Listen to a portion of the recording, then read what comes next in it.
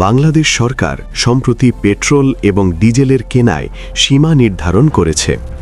এই পদক্ষেপের মূল উদ্দেশ্য হল দেশের জ্বালানি সরবরাহ নিয়ন্ত্রণে রাখা এবং ক্রমবর্ধমান চাহিদার সঙ্গে সামঞ্জস্য বজায় রাখা। সরকারের নতুন ঘোষণা অনুযায়ী সাধারণ ব্যবহারকারী এবং ব্যবসায়িক প্রতিষ্ঠানদের জন্য প্রতিদিন বা মাসিক ভিত্তিতে নির্দিষ্ট পরিমাণ তেল কেনার সীমা নির্ধারণ করা হয়েছে।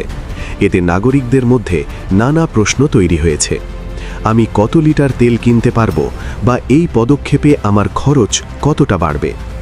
বিশেষজ্ঞরা বলছেন, সীমা নির্ধারণ করা না হলে বাজারে তেলের ঘাটতি ও দামের ওঠাপড়া আরও গুরুতর হতে পারত।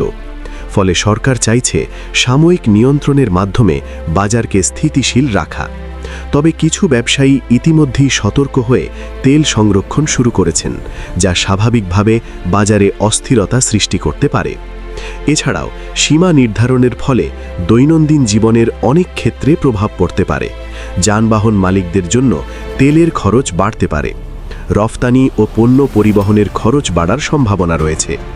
অন্যদিকে জরুরি সেবা যেমন হাসপাতাল, পুলিশ এবং রাষ্ট্রায়ত্ত প্রতিষ্ঠানগুলোর তেল সরবরাহে কোনো বড় ব্যাঘাত ঘটবে না সরকার নিশ্চিত করেছে।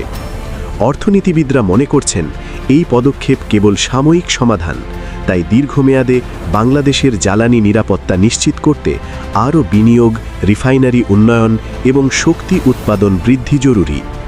আপনি কি জানেন এই সীমা মানুষের দৈনন্দিন জীবনে কতটা গুরুত্বপূর্ণ প্রভাব ফেলবে?